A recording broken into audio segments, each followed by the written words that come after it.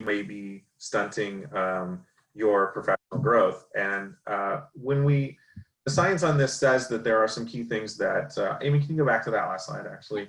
I mean, there's not much there, but there's a lot I want to say on this.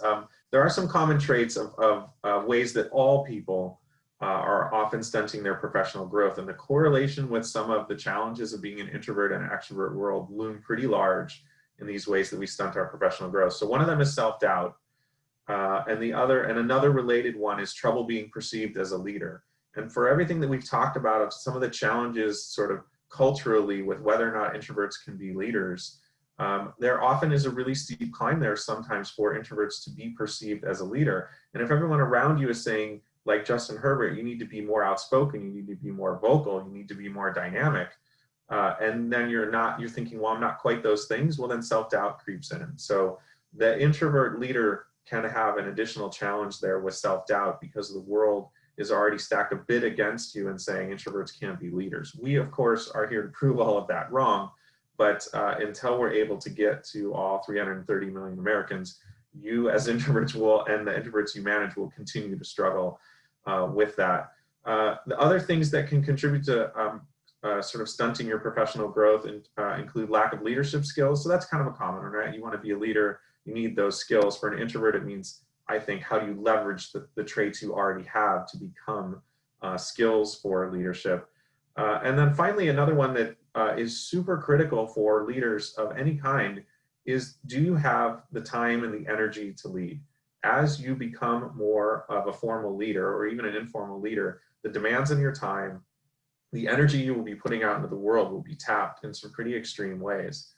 And so because we live in a little bit more of an extrovert culture, introverts have to work harder to recharge, to refill, so that you have the energy to lead. So for an extrovert, great, go out and lead all day, and then you're working and living in an environment that actually feeds who you are as an extrovert by doing that. It can be a little more tapping for an introvert, so you have to find those ways to recharge. So again, sort of an extra challenge for introvert leaders having to find ways to manage that energy.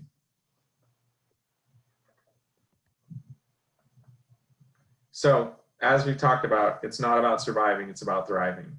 And so what we want to move into now is giving you some sort of time-tested tips that Amy and I have brought into our lives as leadership, as introvert leaders, or that we've gleaned from other folks. Normally, I don't speak to graphics, but this one is just one of my favorites because I don't know if you can see in the bottom left there, being an introvert means hiding from the doorbell because what kind of monster just turns up unannounced? This is my life. My family makes so much fun of me because when the doorbell rings, I'm like, who would be coming to my door? Why are people just showing up unannounced? So that's one of my favorite things. So you find yourself doing that and you've been questioning whether or not you're an introvert, you win. You are an introvert if you're hiding from your doorbell.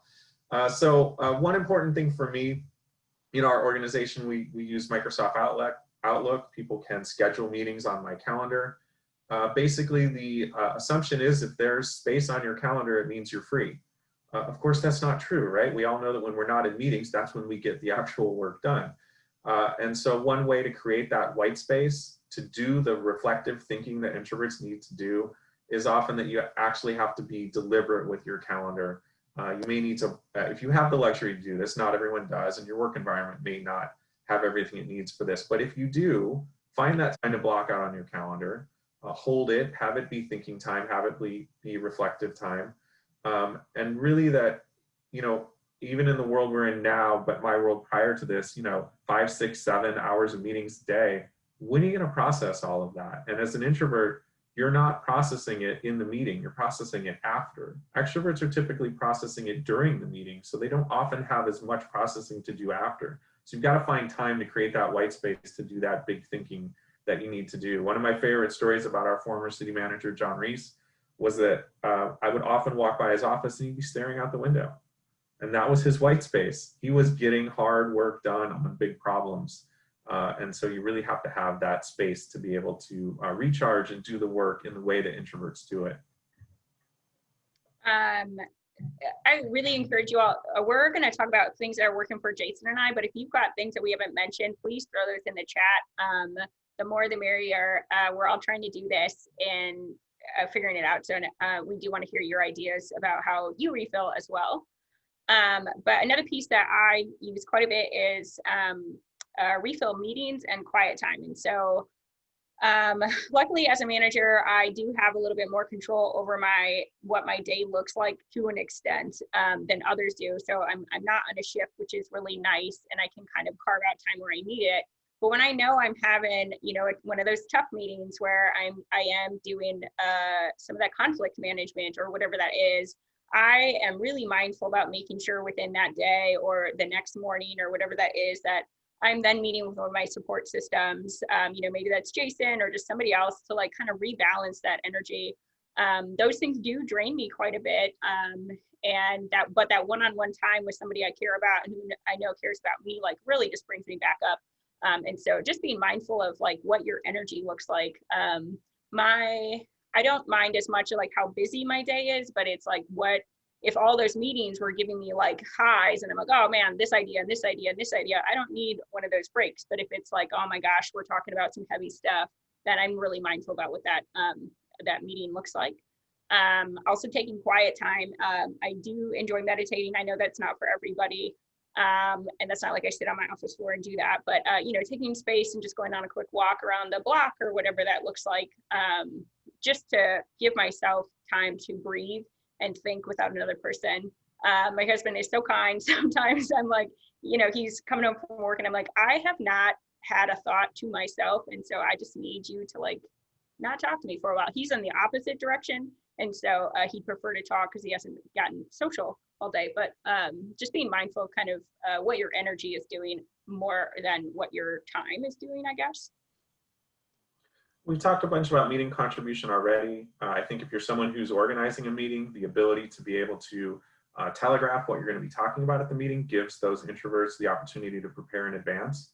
Often that is how introverts will like to contribute. I mean, really, anyone would like to contribute in that way in terms of pre-thinking on things, but it's more essential for introverts. So, offering that opportunity to folks and knowing for yourself that you might want to collect your thoughts. We've talked about the circling back. Not everything happens in the meeting.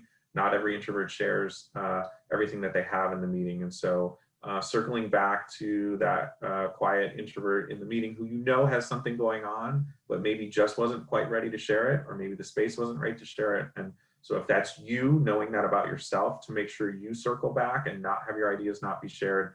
And if you're the manager of someone like that, or the meeting organizer, or the colleague of that person, be sure to give them the opportunity to circle back. Oftentimes they need that invitation, they need that floor opened up for them to be able to do that. Amy? We'll get into this in the next slide a little bit about having a person like your support system or having an advocate as well. But it kind of goes into the people tend to speak to the person who never speaks, or tend to listen to the person who never speaks. Jason mentioned earlier that like when he has conflict, he just tells me and then I go have it. We use that in the opposite direction too, because I do engage easier. And so when it's something that's really heavy, I'm like, no, this is a Jason moment. Like they're going to listen more because the squeaky wheel isn't talking. And so really being mindful of that and like using your colleagues and your partners to your advantage as well. Like, being strategic about what that message is. Sometimes it actually is stronger coming from somebody who doesn't engage in that way very often. I assume that puts Jason a little bit of stress, but like, he's okay. He'll get through it. And then managing your time off. When Jason and I were fortunate enough to be able to put together a conference for our organization last fall, and it took a lot of energy. I mean, I know Jennifer is probably aware of that. Those of you who have been helping put the APWA together and then dismantle and then redo it online, but that just takes a lot out of you. And so really being mindful about your white space and your time away from work. One of my favorite moments when I'm done with work and I'm going to have a long weekend or a planned vacation is I delete my Outlook app off my phone. I will just absentmindedly check it, and then all of a sudden I'm irritated about a budget conversation on the lake. Like, what am I doing? And so to save me from myself, that's just a really easy thing that I do, so I can stay unplugged and really get that time to recharge. I think really being mindful of how you're spending your time off. If you're spending your time off with a lot of people, as an introvert, if you're spending your time off with a lot of people or in loud spaces, just know that that is going to take a toll. it is a draining, not a recharging kind of situation. Sometimes you don't have that opportunity. I think the holidays in December are a great example. You're often with family, you're often inside. Great that you're with family, but it can be really draining on an introvert. And sometimes that's a big chunk of your time off, how you're spending that, or you're spending your time off with family. And so really knowing that even within that time off, if you can carve off some time alone or some downtime, that vacation time that we have is what refills us to be able to do our work for the remainder of the year. And if, as an introvert, you're always using your time off in extrovert settings, it's not as recharging as it probably needs to be. And you're not gonna, the organization that you work for is not getting your best self. Your team isn't getting your best self. And so I know it can feel really tough. And really, I struggle with it of like, I'm not going to that giant family event because like, it's just going to put me over the edge. I'm going to get drained. It's not that I don't love them and it's not that I don't want to see them, but I do know that the repercussions of that decision are different for me than they are for my extroverted family members or friends or whomever that is. A piece I don't think is on here, but if you are a shift worker or, you know, you're just taking your time to yourself, I think it's really easy to be like, I'm going to take 5 minutes and go on Instagram or Facebook. Please don't do that. Taking a break with your electronics is not a break at all. And so I just really encourage you to leave the cell phone on your desk while you take a lap around the building or your house. I don't know what you're up to now, but really not using your phone as a place to recharge. It is significantly more draining than we even process that it is. But yeah, just word to the wise, if you're on a shift or you have your 15-minute break, to not use your phone is going to actually help you stay a lot more energetic. And it's draining for everyone, but the science is showing it's more draining for introverts than it is for extroverts. Let's see, cheat code. So I kind of know myself. And so I like to give people my like cheat codes, like this is how I kind of show up with this, or if it's going to be this topic, I am having a tough time, or with my team, you know, just saying I am not ready to have that conversation yet, but I want to. And so can we loop back tomorrow, or can we loop back about this, or, you know, I need to gather my thoughts on this topic. I think as managers and supervisors, there is a false urgency that we need to respond right now. And I just don't agree with that. There are some things and some work environments where you kind of need to, like police, fire, like some of that is like immediate. We need to figure this out right now. But there's rarely an emergency that comes across my desk that needs my immediate unprepared response. And especially when it's coming to employee engagement issues or, you know, personnel issues, like those are things I really need to be thoughtful about. And especially when, as a supervisor, I'm sure you've all noticed that you don't actually know reality, because all you know about situations is what other people are telling you, and their filter comes into that and those pieces. And so what I found benefits my team immensely is me taking time to clearly think through things and not respond in that moment in emotion to the person that's in my office, but really taking my time to say, like, we need to put pause here. I will loop back. The piece that's really important to that is you have to loop back. If you are not looping back, you're just avoiding the situation, and that's helping nobody, and it's gonna really irritate your team, and it's gonna do a lot more damage. But over time, what my team has realized is that if they allow me to hit pause, I'm going to come back with a much more thoughtful, engaging response. And I feel like I'm hitting the mark a lot better, and I'm not just reacting. I'm actually being thoughtful and I'm being proactive. I can, you know, tighten up my message and really think about like what this conversation is going to do in the future. You know, what tone can I set here instead of just reacting? And so I encourage y'all to just hit that pause button when you need to. And sometimes that looks like, you know, we're having a lot of conversations about anti-racism, and some really heavy topics have been coming up over COVID. And so what I have found helpful for me when I'm not prepared to respond to like whatever is unfolding in front of me, to say, hey, I don't think that behavior aligns with our values. I'm uncomfortable with what just happened here. Like, let's loop back. Again, you have to loop back, but you don't have to find the perfect words. You don't have to have the perfect insert, but what you should get and try and get practice in is just finding a way to hit pause or to put a pin in that moment, so people know that it's this moment that has gone a little off for me, and I'm going to loop back about it in a day or two, or whatever that looks like. That was a longer statement than I intended it to be, but Jason, do you have anything else to add? Just that this slide in particular really reads from the bottom up. One of the things we've talked about is self-awareness is actually a strength of introverts. You're reflective as an introvert. You're in your head. Self-awareness comes easier for introverts. And so knowing who you are is half the battle, knowing your values, but then you have to share that with others. So you really have to give your cheat codes. You have to get people who are going to advocate for you. Like, hey, Jason just really needs, he's not going to share at this meeting, but he's going to share with me in a half an hour. Or my wife saying, hey, let's give dad a break. He had a tough day at work and he needs, 20 minutes of quiet time.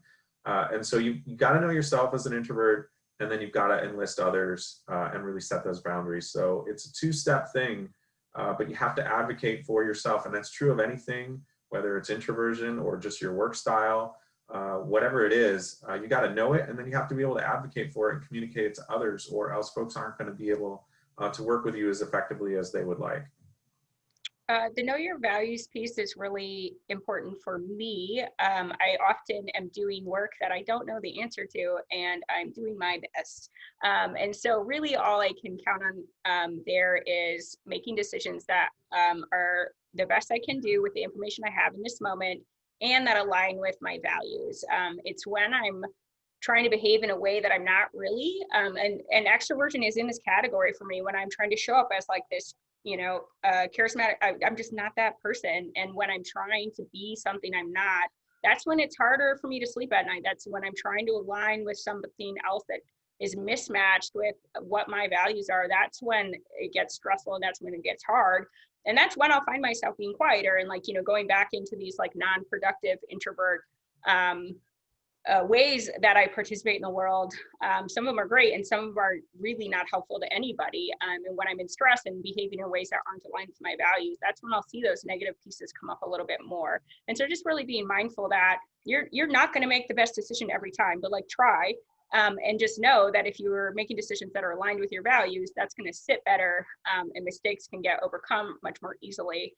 But when you're, way out in left field with your values and it was a bad decision, then that's when it gets really heavy for me personally. And I'm just going to project and assume it's for you. Oh man, it's COVID. Folks in the organization that Amy and I run into a lot are always saying, wow, how are you thinking about this work you've been doing on introversion differently now with COVID? And we are thinking a lot differently about it. There's a lot to think about. We've talked about self-care. It couldn't be more important now, which is ironic, right? Because the early press on COVID was, it was introvert heaven. Great, introverts finally get what they want. We all have to stay home. We're not supposed to, be with anyone in person.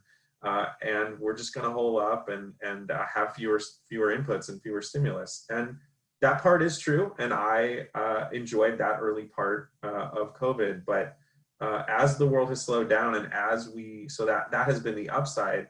The downside has been the camera drain. So meetings for introverts allow for a place to hide. You are in a group, and you're also not often in a very close physical space, right? You're around a table, and the introverts need a way to hide.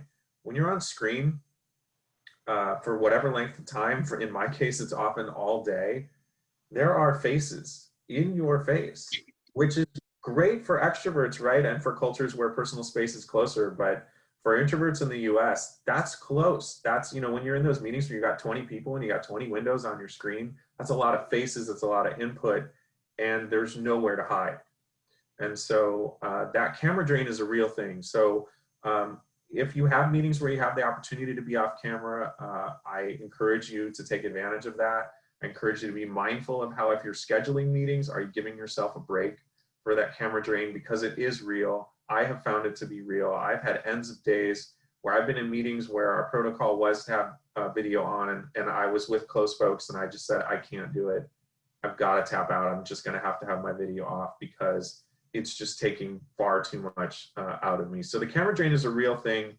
One of the fixes for that can be, that phone. Remember that? We used to just pick up the phone and call people, but now we call people online oftentimes if you're using software like that inside where you work. So take a meeting offline, have it be a phone call, go take a walk, you're accomplishing two things at once and you're not right there on the screen with someone. So remember some of these kind of analog ways that we used to correspond with each other, because they can be less draining for introverts. And if you're an extrovert planning meetings for folks, if you're thinking that like, hey, our work team needs to get together and we need to hang out online, that was already draining for introverts in the physical setting. It's even more draining for introverts in a virtual setting. So just be mindful of what connection looks like.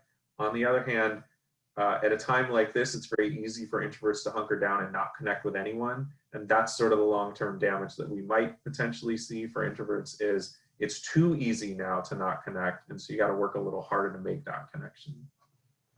I, being assigned to the emergency ops center for the first 3 or 4 months of the event, I was actually in person. I was going to work. I went to a different building, but like my day-to-day didn't really alter as far as my interactions with others. And since I've been home now since the middle of June or so, and my husband's a wildland firefighter, and so he's at work, and then he'd come home, and it'd be great. And then he actually just went on a fire the last couple of weeks, and I was like, hold on. So I'm going to be at home by myself, and like nothing is going to change throughout the day. And so that's when I really took to heart like time with my friends. And so normally when he's out, I'm like, oh, like hanging out with friends. That's just not really a thing now. And I love canceling plans. Like I love it when people are like, I can't hang out. I'm like, shoot, me either. But I noticed that now I still really love canceling plans, but when I haven't seen another human being in 4 days, I still want to cancel those plans. But I'm like, Amy, you need to go do that thing. Like, this is not healthy for you to just sit here by yourself. And so I found myself being significantly more mindful and like pushing through that, like, I'll just cancel, because there aren't many opportunities. And so I do need to leave the house every 3 to 4 days, interact with another person. And I have love languages up on the thing, because like quality time is actually it is my top love language. And so I want that one-on-one connection. And so I am not going to go to a party. Don't do that. Like, we shouldn't be doing that. But like, I'm great if it's just one friend or 2 friends. I'm very comfortable with that. But really just thinking about how you, again, that self-awareness piece, how you show up, how you refill, and using those time pockets wisely now, and like, don't just stay in a hole. We do as human beings need to interact with each other. I also have a theory on extroversion right now. So, go back to your office where it's February and we're all going to work normal. All day long, you're interacting with people, like whether it's a meeting or whatever, you see other people, and like those just take little bits of energy away from introverts. And then we get home, and that's when we get to unwind and do all those pieces. It's like reverse now. Now all day is just by yourself time. And so I'm like I think a lot, I have so much going on, and it's really nice. And now I'm really curious if extroverts feel that like actual physical pain you can sometimes get when you've had too much social interaction. Theirs is a different feeling for like the opposite reason, right? They haven't had enough social interaction. But like, I'm so curious if there's like an ability to like finally understand that like intense pull towards like my alone time, because I know they have an intense pull towards group time. And so that's just my new theory. I bet that it feels different, or there's a little bit more empathy there before like what we're constantly struggling with. We're waiting for what will hope be a wave of really cool research coming out of COVID on introversion and extroversion. It has really brought some of these things to the forefront, and I think the continued acknowledgement of introverts as members of our society. And so I think it's fertile ground for some really interesting stuff. One of the other just really small pieces about this is that time between work and home, right? That used to be your drive, your bike ride, your walk. If you're an introvert, that was important sort of quiet and reflection time. Even if you're driving in the car, you have the radio on. That's different than the work environment you left and maybe the home environment you're going to. And so now even just being at home, you're lacking those transition times.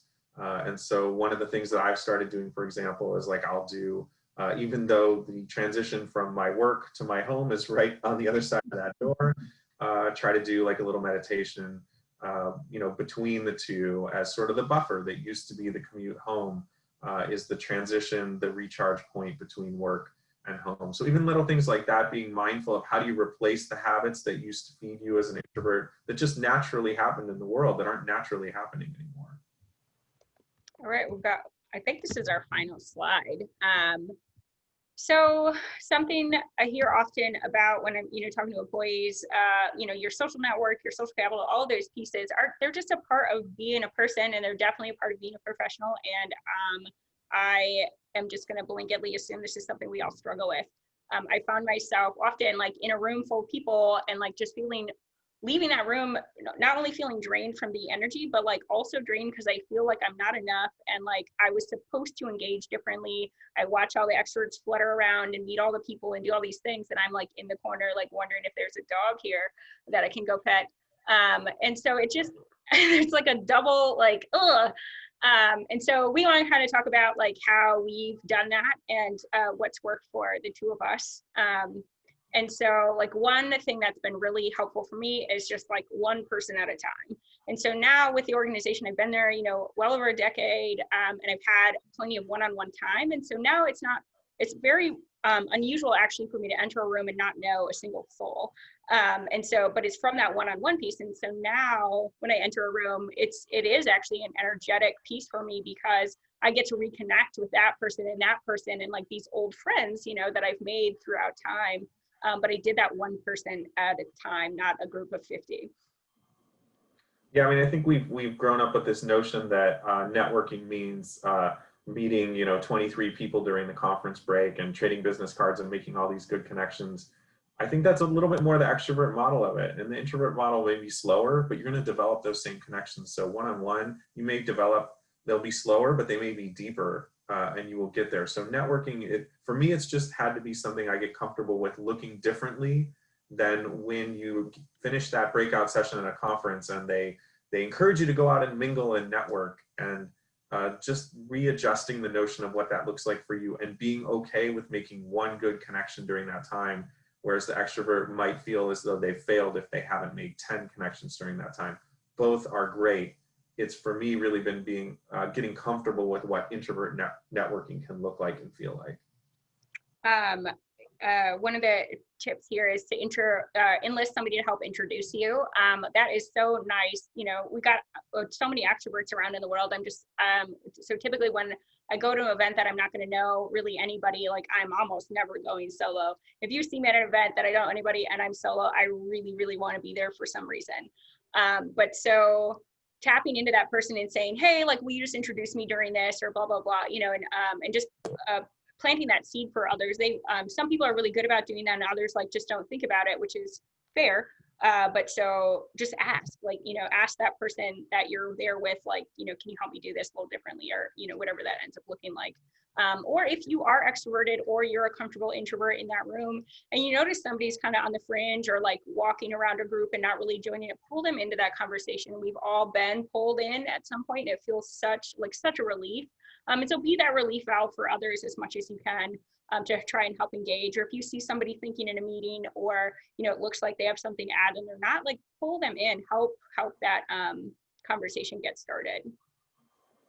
I've struggled with the self-talk on being able to benefit from networking. That's been a thing for me. So we're in it's a loud conference. We're out in the hallway. I'm like, I am not going to develop any meaningful relationships here. I'm not going to benefit in any way. I'm not going to make any good, meaningful contacts. And that sort of negative self-talk has kept me from doing that kind of networking. So that's something I've really been working hard on. And really, if you think back on it, all those times that you networked or just grabbed someone and started talking, 9 times out of 10, you found commonalities, you found super interesting things, but that sort of the negative self-talk on networking for introverts can be really paralyzing. And it really is just about reframing your expectations and your notions about that. I will say, though, that if we were at a conference right now, I think we're going to be in Seaside, right, at APWA, we've talked about self-care too. And so not every networking opportunity at a conference is the time when you should be networking. If you're doing 8 breakout sessions during a day and some keynotes, and then you're going to go grab some drinks with a group of folks in the evening, you may need to use that networking time as recharge time, because being in those loud spaces in hallways, in conference rooms can be extremely draining for introverts. So take the networking with a grain of salt, be self-aware enough to know sort of what's going to work for you in that given moment. But what we really want you to do is sort of learn the lesson I've learned, perhaps a little more steeper learning curve than Amy, is that networking can be a really wonderful thing if you structure it to your advantages as an introvert. Something that's helped me over the last couple of years, and if you've heard if you've heard me talk about introversion before, like this always comes out of my mouth, but to like deal with that self-talk and that guilt piece, I kind of made it this like little agreement with myself that if I'm in a room and I see somebody doing something, saying something, or like wearing something that I have a comment for, I've agreed to with myself that I'm going to go make that comment to that person. And so maybe it's like, oh, I really like your shoes, or that was interesting what you said about that thing. Like, you know, what are you thinking? This has really helped me because A, it's a conversation starter. That's what I need. And then B, I can go do that tiny thing. But sometimes I don't have that desire. I don't have that pull. I don't have that draw. And that's okay, because I've already decided that I only have to engage when I have those. And so sometimes I do leave a room and I haven't spoken to another person, and I feel fine with that because nobody intrigued me. And so that's on them. But really just thinking about what that looks like for you, and kind of figuring out what combination of these pieces are going to make sense in your day-to-day. And then the bottom bullet, like I just cannot stress this enough. This is how I've survived. I am good at holding conversations with people, but I'm good at that now because I've been bad at it for a really long time, and it was uncomfortable for me. I'm naturally quiet. I would not classify myself as shy. I just don't talk a lot. Jason's laughing probably. But being curious, and so, oh, I wonder where they got those shoes. I wonder why they thought that research, or I wonder why they found that, or what made this start. And so really being curious, and that's how conversations are able to continue, right? I love it when people are doing the talking and I don't have to. And so if I know Jason did ROTC, I'm going to ask him, what was that like? I've never done that. Where did you do that at? When did you go? How did you enjoy it? Did you finish the program? Like, I'm just really curious now about what that looks like, but that has been an absolute learned skill. And so that's my biggest piece, is just go practice. Some of those conversations are going to fall flat, and that's just how that goes. But the more you practice, just like anything else, the better you're going to get at it, and the better you're able to kind of pull things from thin air, or be like, I was talking to so-and-so yesterday and they're in the Navy. Is that similar to the ROTC? I don't know what's going on here. But really anything to help keep engaging. And if you are on the other side of a rapid fire question asker like me, engage in the conversation. Like the hardest thing is when I'm like, hey, I heard you went on vacation. Did you enjoy it? Yes.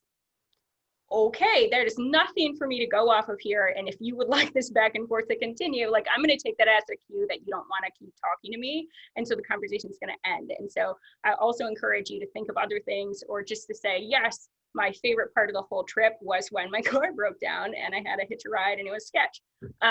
You know, I learned a lot. And so give people things to work off of as well. If you're not comfortable having those conversations, like at least give something so somebody can ask you a question off of it. Jason, anything else? Mm-mm. This is it. This is us. Jennifer, blanket statement, you're more than welcome to give my email out to whoever asks for it or needs it. But this is a great way to get a hold of Jason and me for the future. I'm gonna stop sharing my screen and we can take more questions. Great, thank you.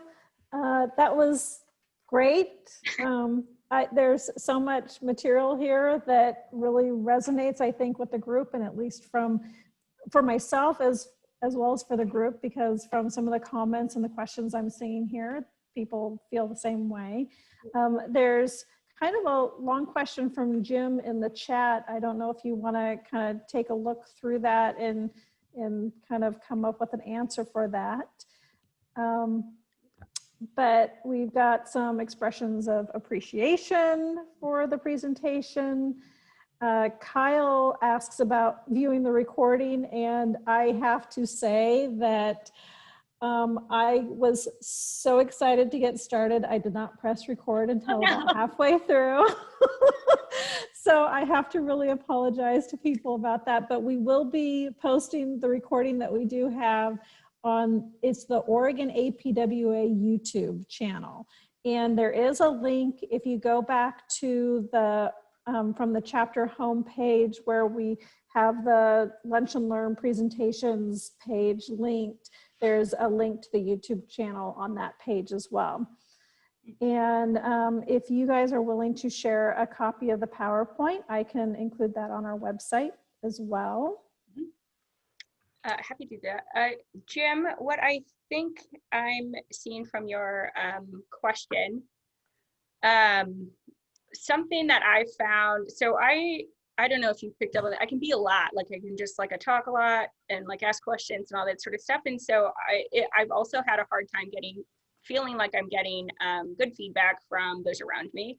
And something that has made that a lot easier is when I say, hey, like, here's how I feel about feedback. I truly feel like this is a gift, and I know it's uncomfortable to give me things that are hard to hear, but I also know the hard to hear things are how I'm going to grow. And so kind of like helping them like understand my mentality about how I feel about feedback, and that I do think it's a growth opportunity. I'm aware they're going to be uncomfortable, and like, you know, kind of walking them through how that could go.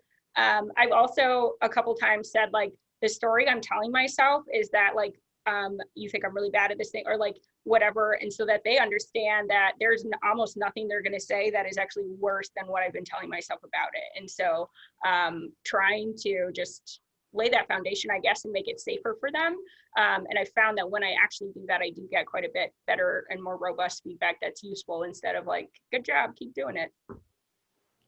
Yeah, I don't, you know, similar to that earlier question about conflict, I don't necessarily feel that there's a separation between introverts and extroverts in terms of being good at confrontation or criticism. I've certainly had introvert managers and introvert employees who have no problem with that. And so I think it probably, you know, that we could go into a much larger discussion about leadership and supervision and, you know, performance management and things like that. But I'm not convinced that there's necessarily a nexus there with being an introvert or an extrovert. And you can probably pick up there are a few things from what we talked about that could make those situations a little more difficult or different based on if you're talking about introvert versus extrovert employees. But I don't think it's an overarching sort of a contributor to either the ability to have those conversations or the inability to.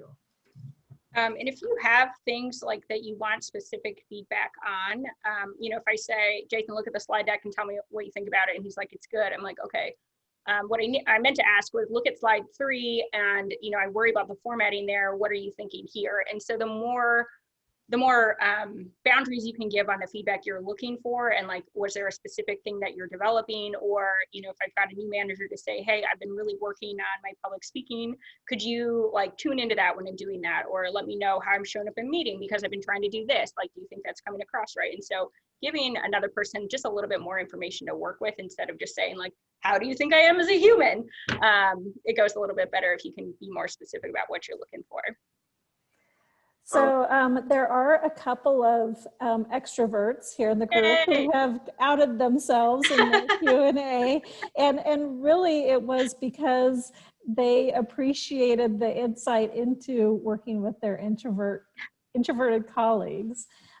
There was also somebody who said that also recommended the book Quiet by Susan Cain, that it's a great resource for introverts. As far as you know, is that the right last name, Cain? Yep, C-A-I-N. And a couple of questions are, how do you balance getting feedback from extroverts and introverts during collaborative environments? For example, during team meetings.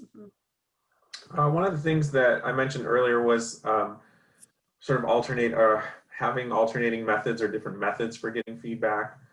So whether, you know, if you're talking about kind of an open floor for getting ideas or feedback versus sometimes what you can do, or at least what I'll do, is I'll put out a question to a group and I'll say, let's take 5 minutes. Why don't you jot down your ideas and then we'll share them. And so that's the step that's typically skipped over. Usually meetings start with, hey, we got this thing, there's this challenge. Let's get some discussion going. Let's get some feedback. And you're going right from the problem presentation to people sharing their ideas. That external processing works great for the extroverts. Introverts are so busy listening and taking it all in that they often have trouble forming their own thoughts and then being able to contribute their own things. It's not that they can't do it, it's just that it's more challenging and you're not getting the best of them. So for me, one of the techniques I like to use when it's something of great importance is either it's sent out in advance or you're giving that time, you know, a few minutes of quiet time, everyone can gather themselves. The extroverts will always, if I say 5 minutes, they'll start talking at 3 minutes. And the introverts at 5 are like, can we have a few more? But those little tricks can help a lot to getting that feedback. Or you have a really robust discussion, and then you say, okay, where do we think we should go from here? And then take another little break and give a little more quiet sort of reflective time. So I think little things like that can really help in terms of how you're setting up meetings, mixing those things, so having times that are more open, where there's more going on, with times where there's less going on, it's a little quieter, and just mixing those up so that everybody's able to be at their best during different parts of a meeting or different parts of a process. I think that's really, really great. Those early public service announcements that I remember from being a kid, the more you know, knowing is half the battle here. If you're thinking about the fact that introverts and extroverts are going to experience a meeting differently, then you're already halfway there to making meetings that are more inclusive than probably what they are right now.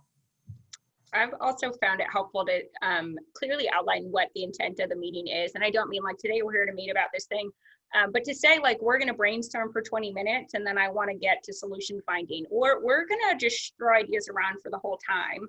That way we know that there's plenty of time to just keep dumping, or, nobody's getting impatient being like, okay, but when are we going to start doing something? I already said like, this is only a brainstorm meeting. And then next week, we're going to try and get to solutions. And so just quantifying what the expectation for the outcome of the meeting is also really helpful to getting the best ideas out.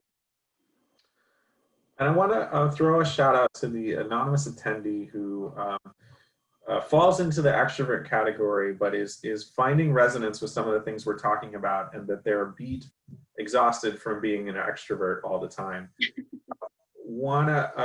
A couple of things could be happening there. One could be you may in fact not be an extrovert, so I might encourage you to, there are easy free online assessments that will help you dial in. Your employer, if you have an HR department, can probably get you hooked up with a formal Myers-Briggs assessment. But finding out for sure that you aren't what you are, or where your predisposition lies, I think might be a helpful thing, because often when you find yourself drained by the world around you and you find that exhausting, there are several different things that could be happening. It could be that you don't have the best job, the job fit isn't right for you. It could be like maybe you're not with the right partner in your life, but it also could be that you're working against type more than you probably should be. So for example, even extroverts who are in settings or workplaces that are very introverted, that can be very draining for them, in the same way that it can be draining for an introvert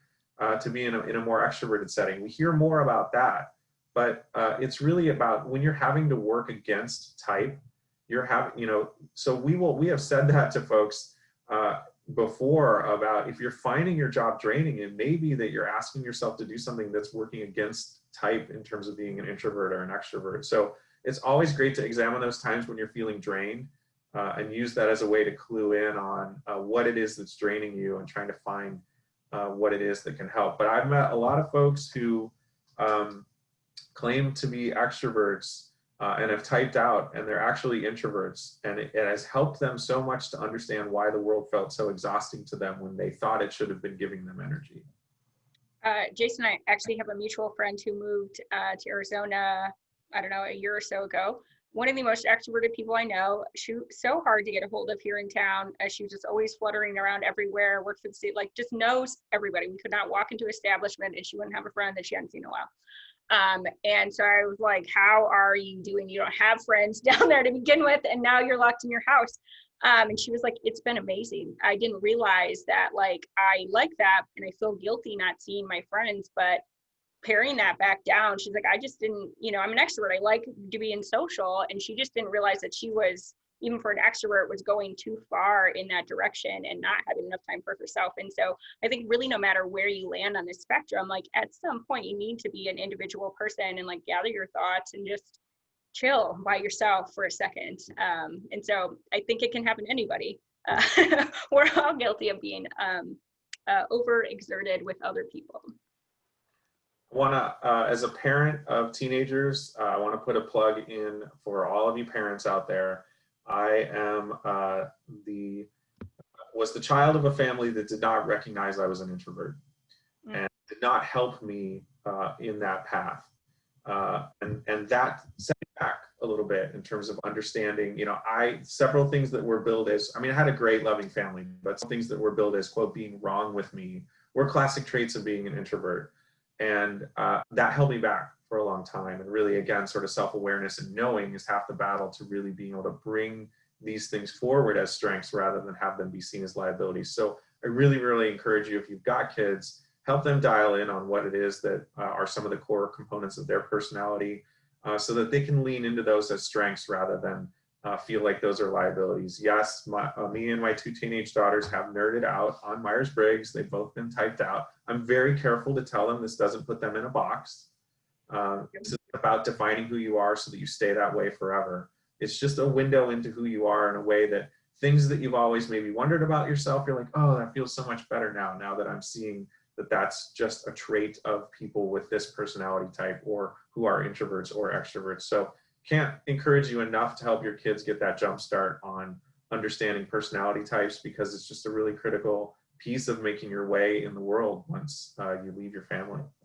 And for me, I had to go back and kind of unpack some of that stuff where I like failed at things. It was like, I didn't fail at anything. The expectations were that I showed up as an expert. I was never going to meet that. And so also thinking about kind of what you carry and like where you didn't do a good job, like, was that really you or was that the expectation? And so like, I've unpacked things, like the more I've leaned into like my introversion and like what I actually need, I've been able to kind of rewrite history and be like, oh, that was actually totally fine. Like I just showed up as I was, and the world wasn't prepared for that. But, you know, it's healthy. Like it's okay that you're quiet and in the corner. Well, I want to just really thank you all. We've gotten some great kudos on the chat and the Q&A, but we are running out of time here. Kind of funny that a session about introversion, we're going to go to the very last minute and keep talking about this because there is so much that especially, you know, those of us who like, you know, the story that you told, Jason, and the stories that you told, Amy, where you have gone through life kind of struggling of figuring out your type and what your tendencies are and not really understanding why is this so hard.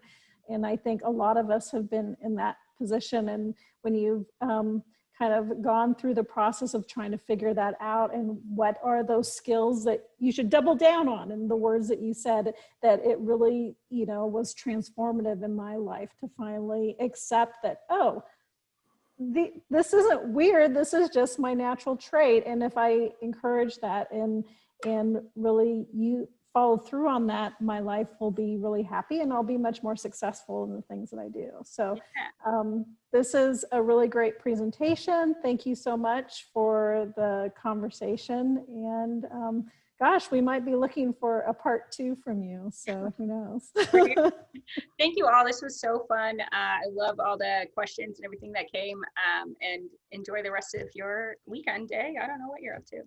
All right. Yeah, thank you, everyone. Really appreciate you spending your time with us, and keep the conversation going out there with your peers, your colleagues, your work groups, your families. It's interesting stuff that people are more interested in than you would think. Every time we uncork this, people are like, oh yeah, let's talk about it. So everybody wants to talk about this kind of stuff. So keep the conversation going.